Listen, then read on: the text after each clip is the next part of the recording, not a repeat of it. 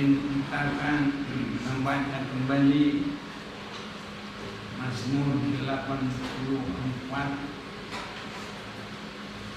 Bisa saja nanti juga minggu depan kita akan baca ini juga, malam juga dibaca, tapi banyak sekali berkat di dalamnya yang perlu kita semakin perhatikan. Rindu kepada kediaman Allah. Baiknya juga bergantian kita baca ayat 1 sampai 5. Saya baca ayat 1, saudara membaca ayat yang genap, ayat 9. Mazmur 84 mulai 1 sampai 5. Rindu kepada kediaman Allah. Untuk pemimpin biduan menurut lagu Kitik, Mazmur Bani Korah. Betapa disenangi tempat kediaman-Mu, ya Tuhan semesta alam. Jiwaku hancur karena merindukan pelataran-pelataran Tuhan. Hatiku dan dagingku bersorak-sorai kepada Allah yang hidup. Bahkan juru pipi telah mendapat sebuah rumah, dan bulu layak-layak sebuah sarang, tempat menaruh anak-anaknya pada mesbah-mesbah-Mu, ya Tuhan semesta alam. Ya Raja Dulu dan Allahku. Bersama kita. Berbahagialah orang-orang yang diam di rumah-Mu, yang terus-menerus memuji-puji Engkau, Selah. Di Selah ini memperhatikan dengan usaha meninggalkan perkara yang lain, mengabaikan perkara yang lain, untuk bisa memperhatikan dengan sungguh-sungguh. Sama dengan kita saat ini, kita meninggalkan rumah kita, pekerjaan kita. Kalau seandainya tidak bisa mengabaikan pekerjaan, tak mungkin datang beribadah. Jadi Selah itu berhenti dari yang lain semuanya dan memperhatikan. Itu maksudnya, saudaraku, supaya benar-benar terarah, terfokus. Jadi disebut Selah. Perhatikan dengan benar, dengan baik. Saya melihat saudara-saudaraku, rindu kepada kediaman Allah itu luar biasa ya berkatnya. Luar biasa berkatnya.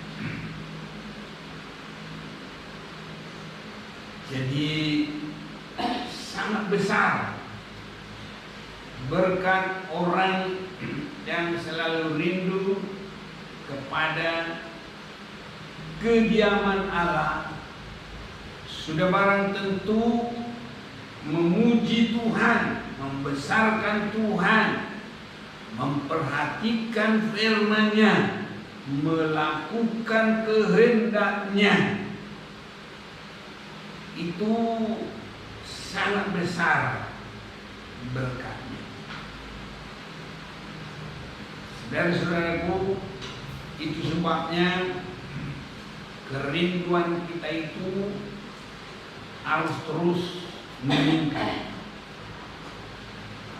Ada orang belum dalam puncak kerinduan dan cinta kasih. Ada orang hanya kebiasaan, hanya keagamaan dalam dorongan fanatisme. Ada yang begitu. Terlalu banyak saudara-saudaraku. Ada yang pingin lihat-lihat, ada pingin tahu aja. Nah, bahkan ada maksud-maksud lain. Ada lagi saudara-saudaraku untuk penyebaran usaha. Ada yang saya kenal karena dia di travel, biarpun dia tahu dalam ibadah orang yang kecil ada hadirat Tuhan, ada kuasa Tuhan, ada firman Tuhan, tapi dia lebih mengandalkan pikirannya, caranya. Dia berpikir begini, lah di sini nanti gimana saya bisa mengembangkan travel saya, bagaimana saya bisa bagi-bagi brosur, orangnya juga cuma 10 orang. Nah, tapi ya, karena dalam satu ibadah banyak orang, dia pikir dia bisa bagi-bagi brosur, nanti usahanya maju. Nah, ini pikiran manusia. Saudaraku, ibadah itu bukan hitung-hitungan. Ibadah itu harus benar-benar diawali dengan kerinduan yang benar.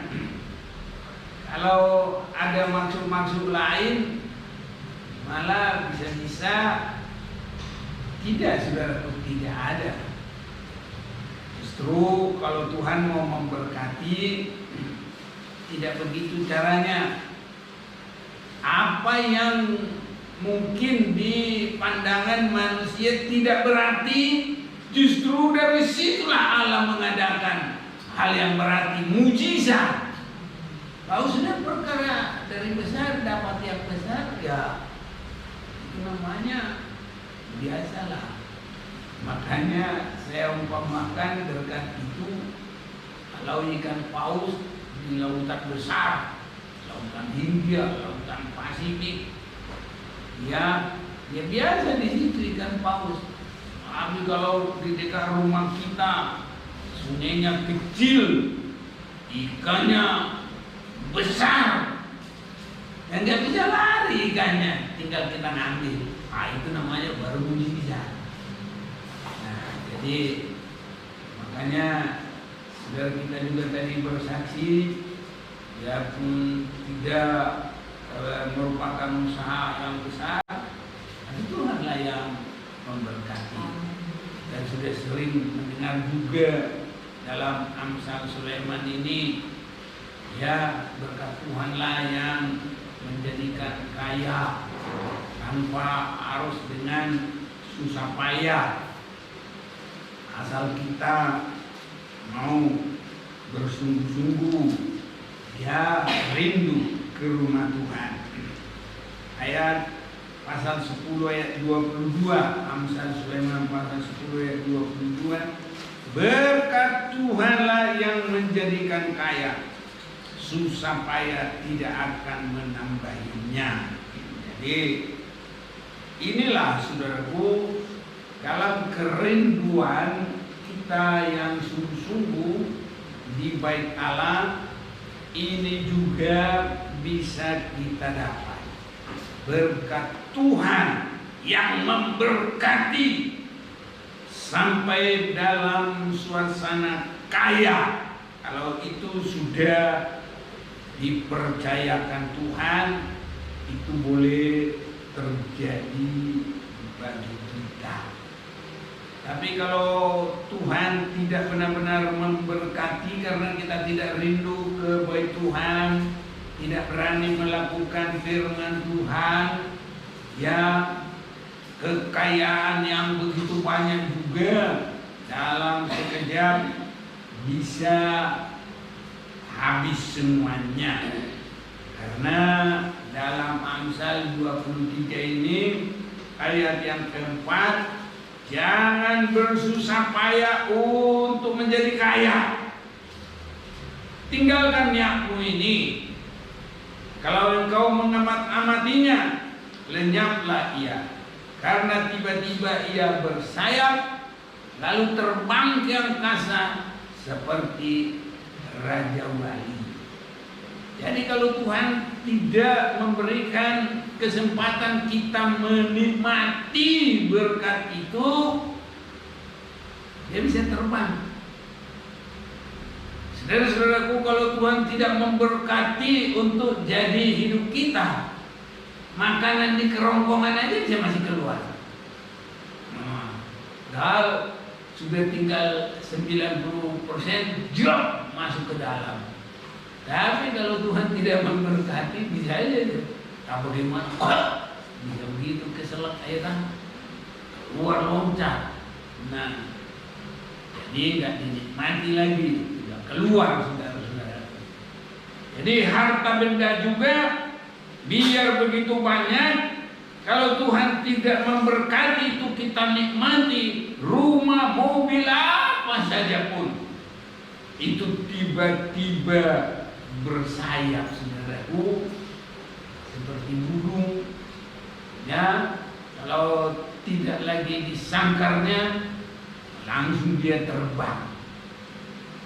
Itu sebabnya saya lihat orang yang rindu kepada kediaman Allah, berkatnya luar biasa. Jadi kerinduan kita harus sampai menyembah Tuhan, harus sampai penuh dengan kesungguhan, dan juga harus dengan bersuka cita, ya, bersuka cita. Jadi jiwaku hancur karena merindukan pelataran-pelataran Tuhan. Hatiku dan dagingku bersorak-sorai kepada Allah yang hidup.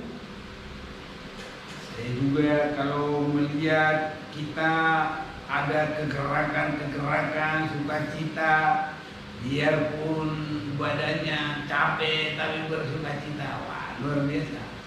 Namun kalau kita bandingkan juga dengan sengsara Tuhan, yang belum ada apa-apanya. Biarpun kita berbuat apa aja, kita nggak boleh merasa sudah berbuat. Karena dalam Lukas pasal 17 ayat yang ke-10, ya, kita harus tetap masih berkata, kami hanya mengerjakan yang bisa diperbuat manusia. Yang bisa diperbuat manusia aja belum full kita bisa lakukan. Kita hanya baru ya sedikit-sedikit, ya.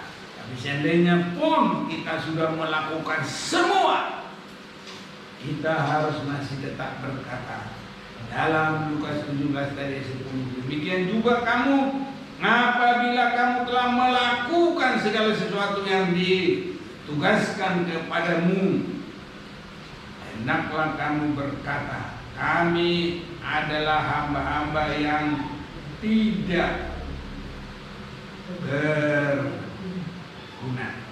Kami hanya melakukan apa yang kami harus lakukan. Jadi terus biarpun ya sudah melakukan, harus selalu rendah hati. Karena kalau sedikit kita, saudaraku, bangga, hilang juga semuanya. Seperti pelayanan apa yang diperbuat oleh Lucifer. Bahkan dia, saudaraku, bukan di bumi, tadinya dia di surga. Biar di surga pun kalau ada rasa bangga, rasa sombong, nggak rendah hati, masih habis juga. Nah, jadi saudaraku, kerinduan yang terus menerus. Jiwaku hancur karena merindukan pelataran-pelataran Tuhan. Jalan-jalan kepada segala peningkatan dalam Tuhan. Pelataran itu jalan, saudara. Ya, untuk memasuki.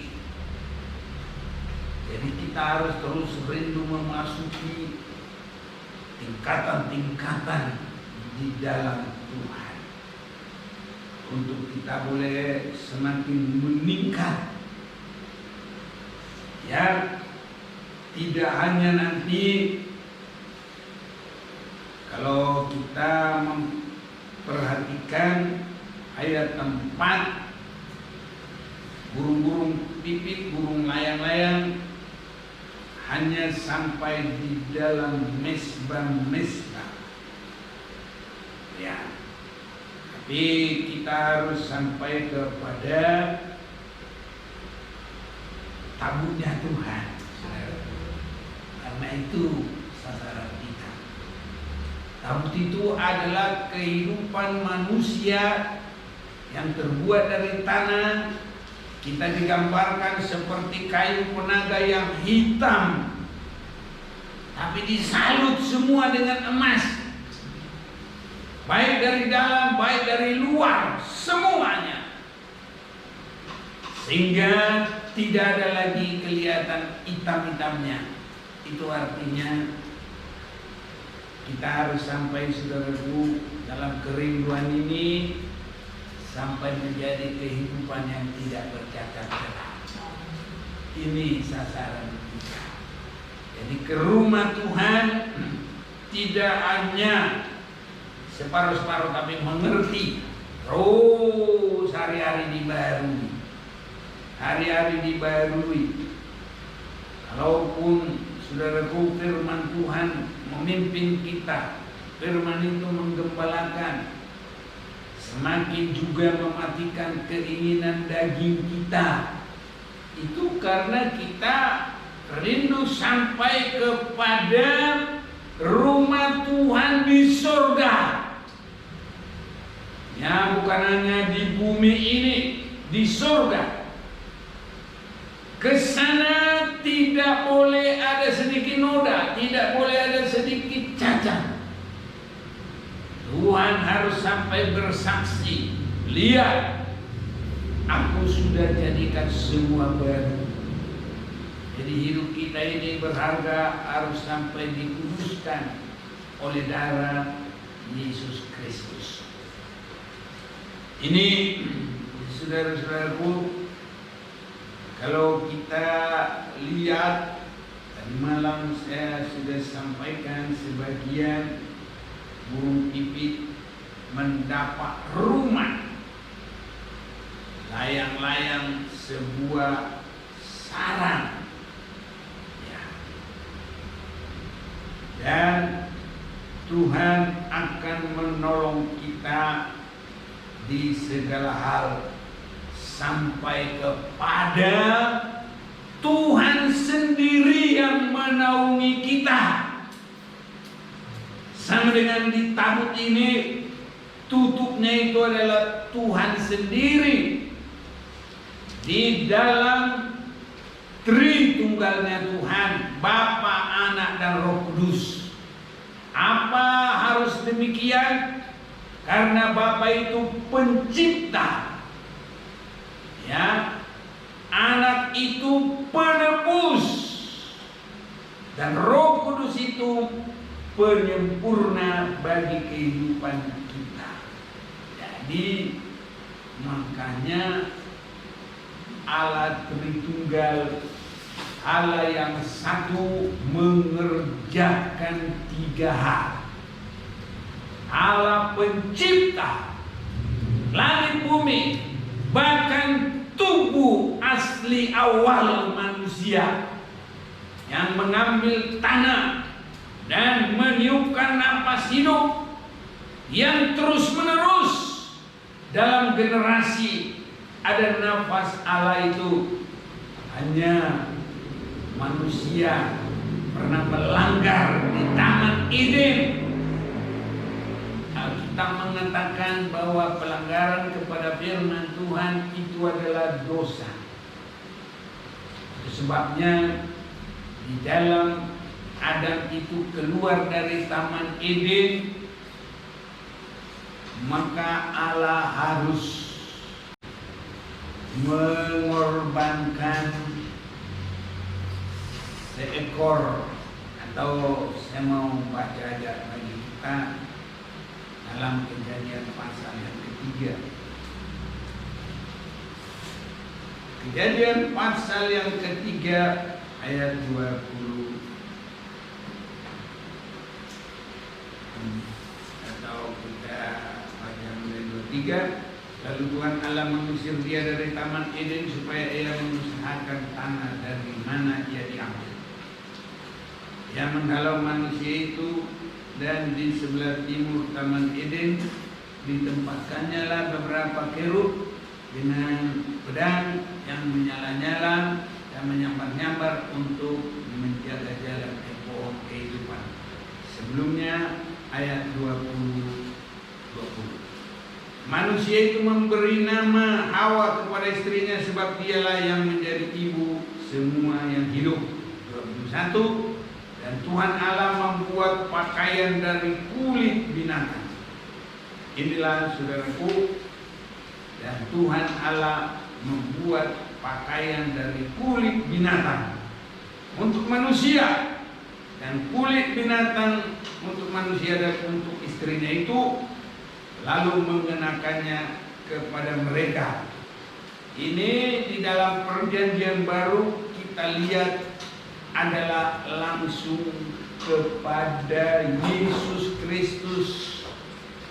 Jadi kalau Allah pencipta, Yesus Kristus adalah menjadi tebusan. Kita sudah sering mendengar dalam Matius pasal 1 ayat yang ke-21 sampai 23, Yesus karena dia melepaskan umatnya daripada dosa. Jadi bagaikan kita, saudara-saudaraku, ya, di dipakaikan pakaian, itulah Yesus merupakan satu korban. Sebabnya di dalam Galatia boleh kita baca firman Tuhan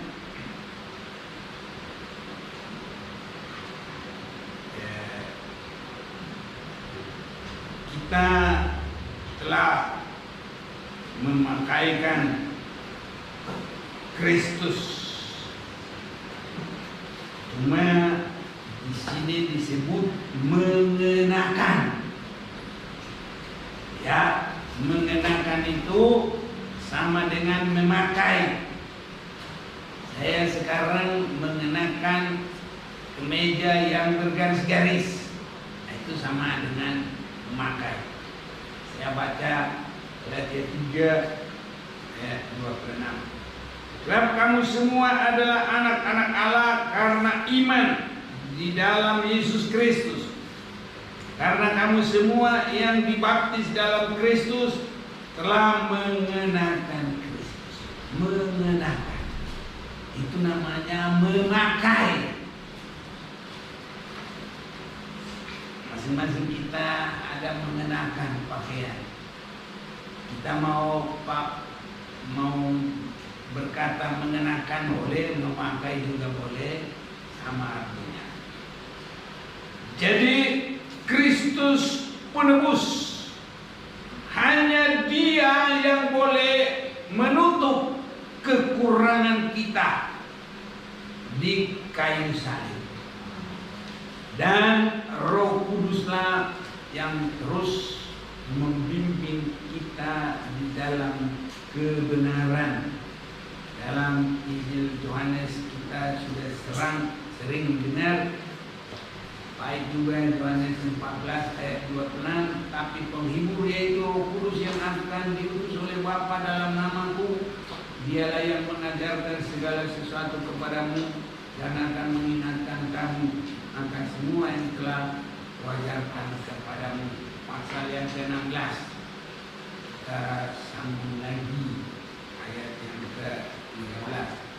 Tetapi apabila Ia datang, yaitu Roh kebenaran, Ia akan memimpin kamu ke dalam seluruh kebenaran. Sebab Ia tidak akan berkata-kata dari dirinya sendiri, tapi segala sesuatu yang didengarnya itulah yang akan dikatakannya, dan Ia akan memberitakan kepadamu hal-hal yang akan datang. Ia akan memuliakan aku memuliakan Bapa, sebab Ia akan memberitakan kepadamu apa yang diterimanya daripadaku. Jadi semua itu satu, tidak ada lain. Bapa itu adalah yang mencipta, dan masa zaman itu disebut zaman Bapa. Itu dari Adam mereka bersekutu dengan Allah sampai terbuang dan sampai di dalam masa Abraham. Abraham juga sebagai bapa bangsa, ya, dan dia nanti punya anak satu, ya, yang diberkati. Ya, ini saudaraku, itulah Ishak. Dan nanti Ishak punya anak Yakub, dan dari sanalah bangsa Israel. Jadi ya, masanya Bapa, nanti masa anak itu sebagai korban domba atau binatang. Itu mulai Ishak dibawa ke Gunung Moria, tapi digantikan dengan satu binatang yang, ya, bahasa Batak rais didaka-daka. Bahasa Indonesia apa ditulisnya? Ya, tersangkut. Tersangkut, kalau bahasa Indonesia tersangkut. Jadi bahasa Batak itu rais. Ya, tersangkut. Itu domba, binatang. Dan itu digenapi, ditutup di Jul Juta. Dan bukan kebetulan itu 2000 tahun. Nah, dari Adam bukan kebetulan 2000 tahun sampai Abraham. Nah, dari Yesus lahir sampai sekarang sudah 2020. Kenapa lebih? Tuhan bisa menarik, Tuhan bisa mempercepat. Tapi karena kita diberi kelonggaran, karena gereja belum siap, mempelai belum siap, boleh ditambah. Itu namanya anugerah Tuhan. Itu 1 Petrus kita akan 2 Petrus 3.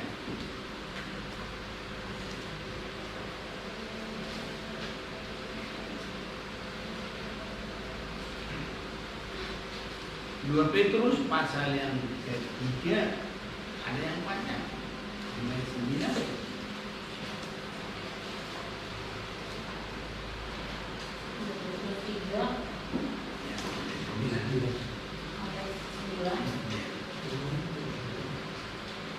Setiap orang yang lahir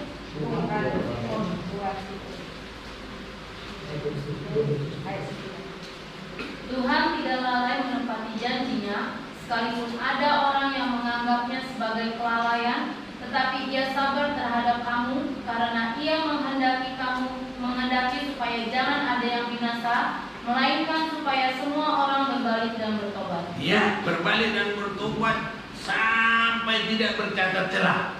Itu kerinduan kita datang ke bait Allah, sampai tidak bercacat celah. Terus. Tetapi hari Tuhan akan tiba seperti pencuri. Pada hari itu langit akan lenyap dengan gemuruh yang dahsyat, dan unsur-unsur dunia akan hangus dalam nyala api, dan bumi dan segala yang ada di atasnya akan hilang lenyap. Jadi jika segala sesuatu ini akan hancur secara demikian, betapa suci dan salehnya kamu harus hidup. Ya, saya baca 12. Yaitu kamu yang menantikan dan mempercepat kedatangan hari Allah. Jadi untuk sekarang ini, hari kedatangan Tuhan itu kita bisa mempercepat. Kalau dunia ini sudah cukup bilangan yang disempurnakan, ya dia datang. Tapi kalau belum, dia belum datang. Makanya kita baca, yaitu kamu yang menantikan dan mempercepat kedatangan hari Allah. Jadi umat-umat Tuhan, gerejanya Tuhan berperan sama dengan pesta. Biasanya kalau orang Batak ya harus bahasa Bataknya si buah-buahnya malah bulu deh. Tapi kalau masih pakaiannya juga belum selesai, dia ditunggu itu. Masa terjadi pesta pengantinnya nggak dibawa? Nggak ada yang begitu. Jadi saudara-saudaraku, yaitu kamu yang menantikan dan mempercepat kedatangan hari Allah. Jadi tinggal gereja sekarang, kalau udah siap Tuhan datang. Kalau belum siap, makanya dia berkemurahan, ya, berkemurahan. Tadi ayat 9. Sebenarnya sama semua. Dari Adam, Abraham, itu zaman Bapa 2000. Dari Abraham mempersembahkan anaknya, itu bagaikan kita diberikan pakaian. Itulah penebusan dalam Yesus 2000 juga. Masa Roh Kudus sekarang juga sebenarnya 2000. Tentunya kalau Tuhan sudah rindu, sudah dia harus datang. Cuma gereja belum benar-benar masuk dalam nominalnya dan belum masuk dalam kedewasaannya, tidak bercacat celah. Itu sebabnya semoga Tuhan tolong kita, kerinduan kita ke bait Allah harus ini, saudara-saudara, untuk di akhir zaman ini. Inilah kerinduan kita di bait Allah itu dikerjakan oleh Tuhan. Dan kalau ini yang dikerjakan bagi kita, kitalah yang mendapat kemurahan yang luar biasa. Sebenarnya kita ini semua hanya karena Tuhan itu melihat siapa yang rindu beribadah itu menjadi cara Tuhan memberkati, cara Tuhan menolong. Di dalam Yesaya pasal yang ke-38, saya mau ajak kita membaca ini. Yesaya pasal 38 ini juga menggambarkan golongan umat Tuhan itu sebenarnya sudah harus habis umur, sudah harus mati, ya ini saudara-saudaraku. Tapi kalau ada kerinduan ke bait Allah, masih diperpanjang umurnya. Ya. Ayat 1 Yesaya 38 ayat 1. Hizkia sakit dan menderita. Pada hari-hari Hizkia jatuh sakit dan hampir mati. Lalu datanglah Nabi Yesaya bin Amos dan berkata kepadanya, beginilah firman Tuhan, sampaikanlah pesan terakhir kepada keluargamu, sebab engkau akan mati, tidak akan sembuh lagi. Saudara-saudaraku, ini menunjuk kepada yang satu yang tidak sampai kepada sasaran. Karena kalau Tuhan mengkehendaki kita tidak harus sakit, boleh juga dipanggil Tuhan.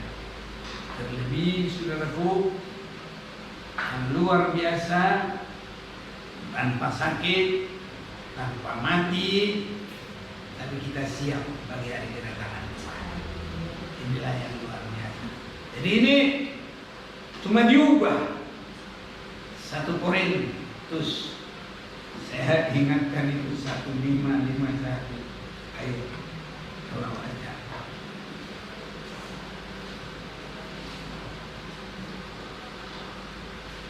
Ada yang bisa dapat?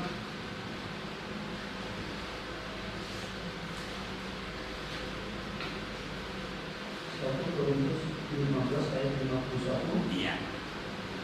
Sesungguhnya aku menyatakan kepadamu suatu rahasia, itu tidak akan mati semuanya, tetapi kita semuanya akan diubah dalam sekejap mata pada waktu bunyi nafiri yang terakhir.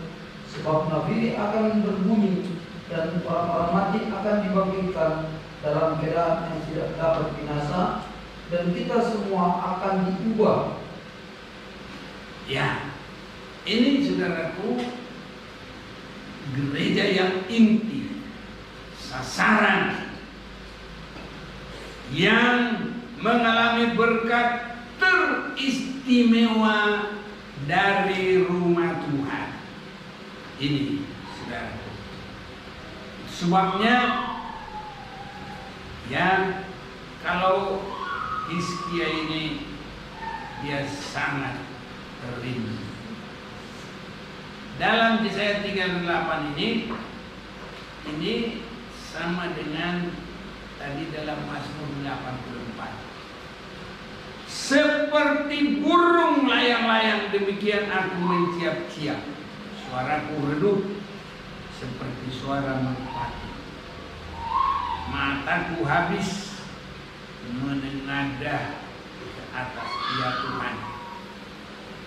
Pemerasan terjadi kepadaku. Jadilah jaminan bagiku. Jadi tadi kita sudah lihat juga di dalam Mazmur 84. Bahkan burung pipit telah mendapat sebuah rumah dan burung layang-layang sebuah sarang. Jadi ini kerinduan ke rumah Allah bagi Hizkia, dan nanti dia akan nyatakan lagi lebih jelas. Ayat 20, Tuhan telah datang menyelamatkan aku. Kami hendak main kecapi seumur hidup kami di rumah Tuhan. Nah, ini saudaraku, memuji Tuhan di rumah Tuhan. Itulah makanya dia juga mendapat pertolongan. 21. Kemudian berkatalah Yesaya, baiklah diambil sebuah kue arak dan ditaruh pada bara itu supaya sembuh. Sebelum itu Hizkia telah berkata, apakah yang akan menjadi tanda bahwa aku ada pergi ke rumah Tuhan? Jadi Hizkia itu ya dia rindu ke rumah Tuhan.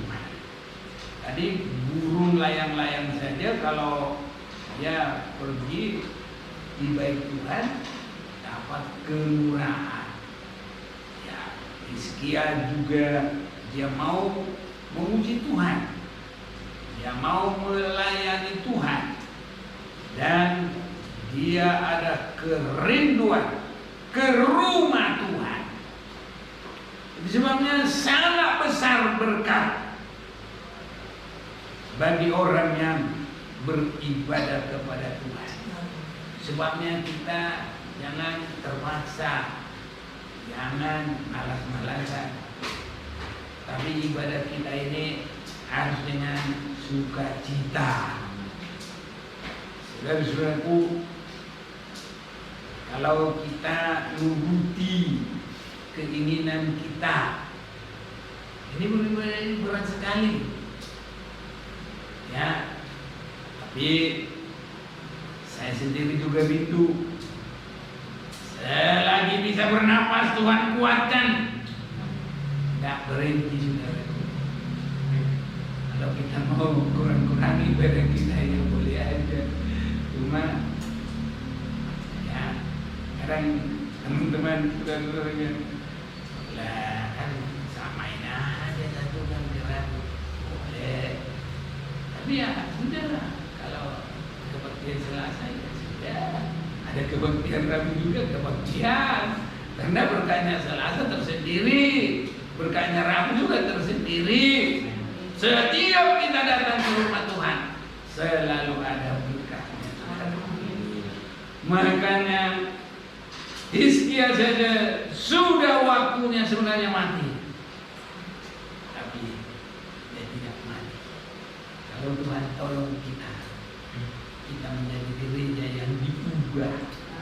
Ke sana sasaran kita, saudara. Beribadah terus, tapi diubah itu bukan langsung semuanya 100% pada hari kedatangan Tuhan. Tidak. Sudah dalam setiap mulai kita mengenal Tuhan, hari-hari diubah. Itu namanya hari-hari diubah. Mari kita baca itu sebentar. 2 Korintus pasal 4 ayat 16. 2 Korintus 4 ayat 16.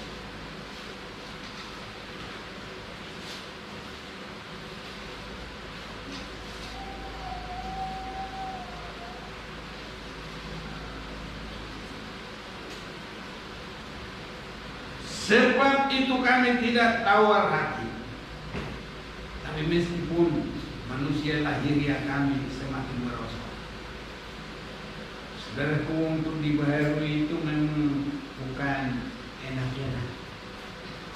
Lahiriah ini merosot, saudara. Cuma kita ini harus mengerti, kalau yang jasmaninya yang berkembang, rohaninya merosot. Tapi kalau yang jasmani kita yang merosot, rohaninya yang berkembang. Nah, ke rumah Tuhan, biar rohani kita yang berkembang.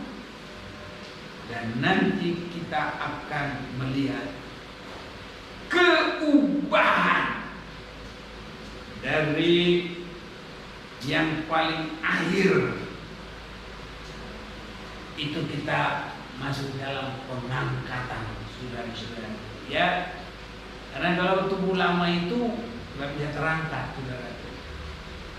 Tapi tubuh yang diubah terangkat, saudara. Dan tubuh yang sudah diubah itu tidak lagi seperti hidup kita ini. Tadi sudah pakaian kemuliaan langsung menghadap. Ini luar biasa, saudara.